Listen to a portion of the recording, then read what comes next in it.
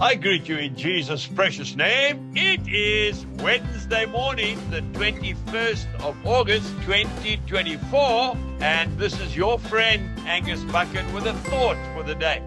We go to the book of James, chapter 5, verse 16.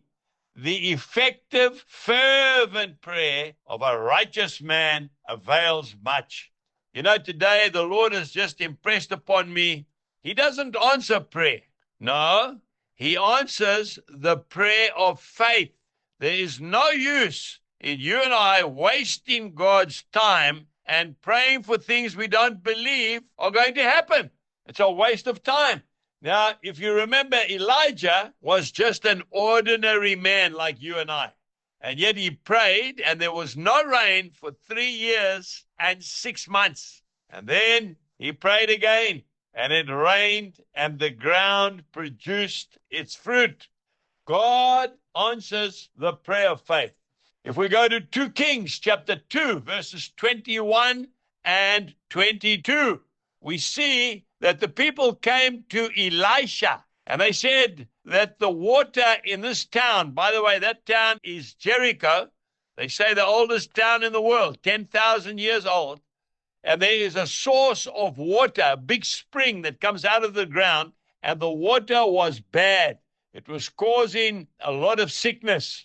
And so what happened? Elisha came and he took some salt and he put the salt in the water and he prayed and he said, I have healed this water and from it shall be no more death or barrenness. Verse 22 says, so the water remains healed to this day, according to the word which Elisha spoke.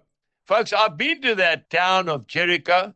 I've seen that spring. Oh, yes. And it is bubbling out with beautiful fresh water. Now, this account took place years before Jesus was even born. I remember getting a phone call a few years back. A farmer by the name of Job, that was his name. He said, my farm is in a terrible state. There's no rain. He said, I have to sell my herd of dairy cows if we don't get any rain.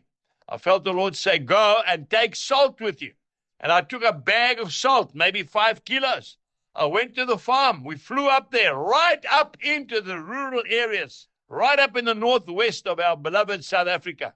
I said, where is your borehole, where the water comes from? He took me to a big windmill. I said, I'm going to pour this salt into the borehole. I did that. We prayed, we left, and we got some photographs a few weeks later that there was literally a flood on his farm. Folks, the road was washed away. He wasn't complaining. Today, pray the prayer of faith, and God will answer you. Jesus bless you and goodbye.